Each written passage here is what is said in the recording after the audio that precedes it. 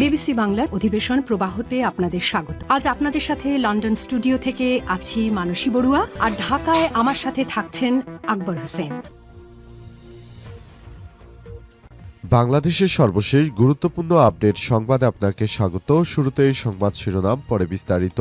প্রথমেই জানাবো আমাদের হাতে থাকা সর্বশেষ গুরুত্বপূর্ণ সবথেকে তাজা আপডেট সংবাদ। জামাতের নেতৃত্বাধীন জোটে যুক্ত হচ্ছে আরও একটি নতুন রাজনৈতিক দল, নতুন সঙ্গীকে। ত্রয়োদশ জাতীয় সংসদ নির্বাচনকে সামনে রেখে জামাতের নেতৃত্বাধীন জোটে যুক্ত হচ্ছে লেবার পার্টি। আজ 11 দলীয় জোটের ঘোষণা দিল প্রার্থিতা প্রত্যাহারের শেষ মুহূর্তে আসন সমঝোতায় সমাধান না আসায় ইসলামী আন্দোলন আনুষ্ঠানিকভাবে যুক্ত না হলেও জোটটি 10 দলের হয়েছিল। তবে আজ লেবার পার্টি যুক্ত হলে আবার 11 দলীয় জোট যুক্ত হবে। জামাত ইসলামের পক্ষ থেকে বিষয়টি নিশ্চিত করা হয়েছে। তারা জানিয়েছে, আমরা ইনশাআল্লাহ আবারও 11টি রাজনৈতিক দল এক হয়ে নতুন জোট গঠন করলাম। এরপর জানাবো, কুমিল্লায় বিএনপির দুর্গে হানা দিতে প্রস্তুত জামাত এবং এনসিপি। কুমিল্লায় মোট 11টি সংসদীয় আসনে দীর্ঘদিন ধরে বিএনপির শক্ত ঘাঁটি হিসেবে পরিচিত। তবে অপরিবর্তিত রাজনৈতিক বাস্তবতায় এবারের নির্বাচনী সমীকরণে বড় ধরনের পরিবর্তন দেখা যাচ্ছে। 3টি আসনে বিএনপির বিদ্রোহী প্রার্থী, আরও 2টি আসনে প্রার্থীদের নির্বাচন কমিশন কর্তৃক অযোগ্য ঘোষণা করায় অন্তত 6টি আসনে বিএনপির পরাজয়ের আশঙ্কা তৈরি হয়েছে। এদিকে তারেক রহমানের আচরণবিধি লঙ্ঘনের অভিযোগ হাইপার প্রোপাগান্ডার অংশ বললেন রুহুল কবির রিজভী। বিএনপির সিনিয়র যুগ্ম মহাসচিব অ্যাডভোকেট রুহুল কবির রিজভী বলেছেন, বিএনপি চেয়ারম্যান তারেক রহমানের আচরণবিধি লঙ্ঘনের যে অভিযোগ আনা হয়েছে তা সম্পূর্ণ মিথ্যা এবং ভিত্তিহীন।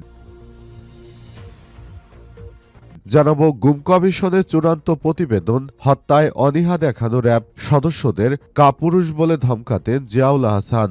র্যাবের নিয়মিত টহল এবং তথাকথিত এনকাউন্টারের পাশাপাশি একটি গোপন অভিযান চলত যা গল্প অপারেশন নামে পরিচিত, যেখানে জিয়াউল আহসান 1043 জন মানুষকে নিজেই গুলি করে হত্যা করেছেন বলে জানা গেছে এবং যেসব র্যাবের সদস্যরা সরাসরি মানুষদের হত্যা করতে পারত না তাদেরকে কাপুরুষ বলে ডাকতেন জিয়াউল আহসান। এবং সর্বশেষ জানাবো, মিয়ানমারে বিয়ে এবং অন্ত্যেষ্টিক্রিয়ায় জান্তার বিমান হামলা, নিহত 27। মিয়ানমারের একটি বিয়ের অনুষ্ঠানে অন্ত্যেষ্টিক্রিয়ায় জান্তা বাহিনীর আলাদা বিমান হামলায় নিহত হয়েছে অন্তত 27 জন। এতে নারী এবং শিশুসহ বহু মানুষ আহত হয়েছে। আজ এক প্রতিবেদনে এই তথ্য জানিয়েছে মিয়ানমারের সংবাদ মাধ্যম দ্য ইরাবতী।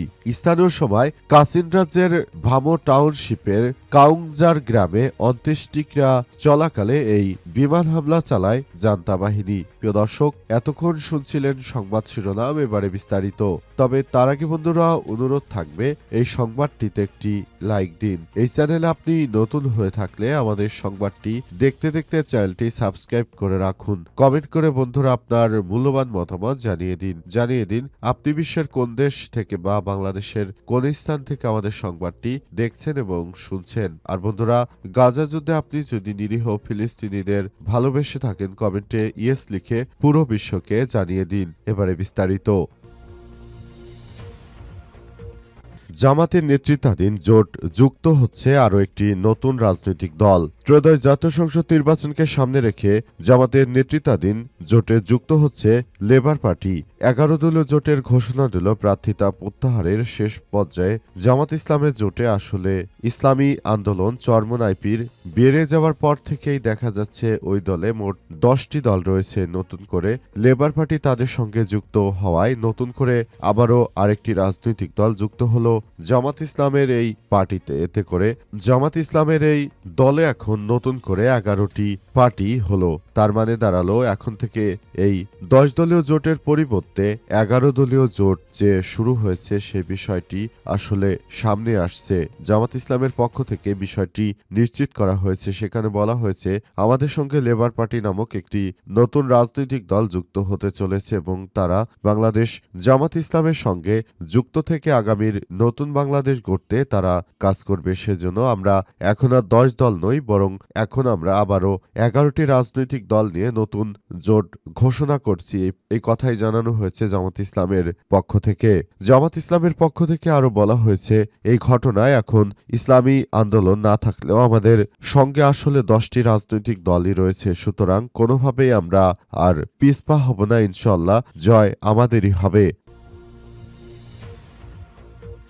কুমিল্লায় বিএনপির দুর্গে হানা দিতে প্রস্তুত জামাত ইসলাম। কুমিল্লায় জামাত ইসলাম এবং এনসিপি এবার সব থেকে ভালো পজিশনে রয়েছে। বিশেষ করে হাসনাত আবদুল্লাহর যে সিটটি রয়েছে, ওই সিটে মূলত হাসনাত আবদুল্লাহ যে দাঁড়িয়েছেন এবং সেখানে তিনি যার প্রতিদ্বন্দ্বিতা করছিলেন সেই মঞ্জুরুল হাসান মুন্সি, তিনি একজন ঋণখেলাপি ব্যক্তি হয় তার মনোনয়নপত্র বাতিল করে দিয়েছে নির্বাচন কমিশন। নির্বাচন কমিশনের পক্ষ থেকে আরও বলা হয়েছে যে মঞ্জুরুল হাসান মুন্সি তিনি যেহেতু ঋণখেলাপি, তিনি ব্যাংকের টাকা পরিশোধ করেন না, সুতরাং তার নির্বাচন করার কোনো যোগ্যতা নেই। পরপর 4 বার নির্বাচিত হয়ে মঞ্জুরুল হাসান তিনি বিভিন্ন ব্যাংক থেকে কয়েক হাজার কোটি টাকা আত্মসাৎ করেছেন, সেই টাকা তিনি আর ফেরত দেননি। চট্টগ্রামেও বিএনপি নেতা আসলাম এর আগে বাংলাদেশে অনেকবার তিনি ঋণখেলাপি ছিলেন, এজন্য দেশের মানুষ সবকিছু জানা সত্ত্বেও আশা করা যায় তাকেও ভোট দেবে না। এমনিভাবে কুমিল্লার যে দুর্গ বিএনপি রয়েছে, অর্থাৎ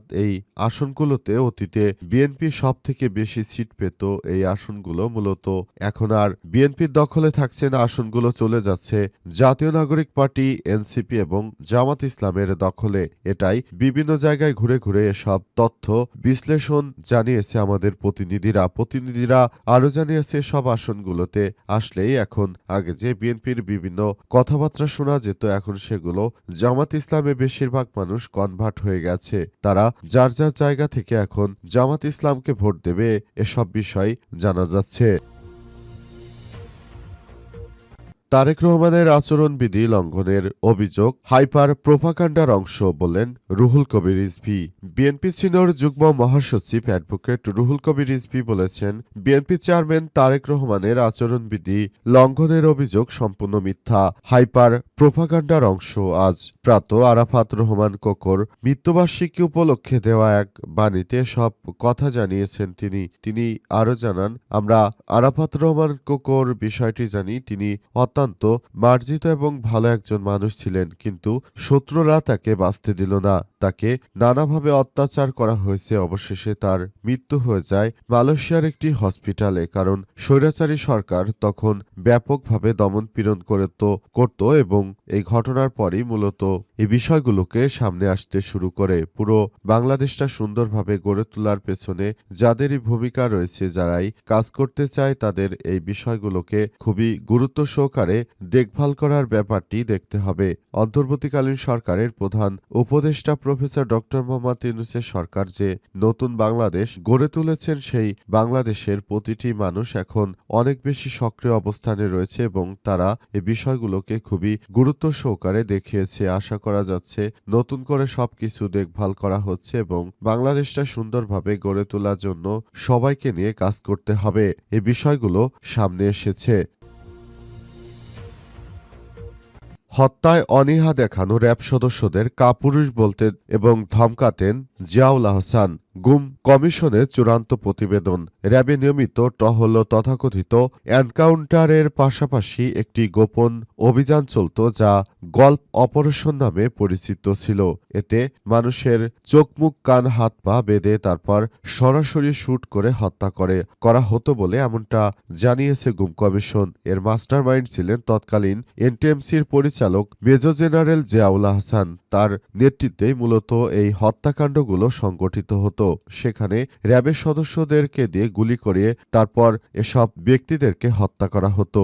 এর জন্য নেতৃত্ব দিতেন জিয়াউল আহসান। তবে জিয়াউল আহসান যেসব র্যাবের সদস্যরা সরাসরি এই ধরনের সাধারণ মানুষকে হত্যা করতে যারা অপারগতা প্রকাশ করত, তাদেরকে তিনি কাপুরুষ বলে ডাকতেন এবং বলতেন, তোমাদের মতো কাপুরুষদের দিয়ে এই কাজ সম্ভব নয়। এই কথা বলে তাদের প্রমোশনকে আটকে দিত। এভাবে র্যাবের সদস্যদেরকে তারা নানাভাবে প্রেশারাইজ করত যাতে করে নিরীহ মানুষদেরকে গুলি করে হত্যা করা হয়। আজ গুম তদন্ত প্রতিবেদন থেকে সব তথ্য জানা গেছে জিয়াউল আহসান সর্বমোট প্রায় 1043টি হত্যাকাণ্ড করেছেন। 1043 জন ব্যক্তিকে তিনি সরাসরি শুট অর্ডার করে অর্থাৎ নিজের হাতেই তিনি গুলি করে হত্যা করেছেন জিয়াউল আহসান। তার এই নৃশংস হত্যাকাণ্ড বাংলাদেশের মানুষ তার হাতেই অসংখ্য মানুষের মৃত্যু হয়েছে।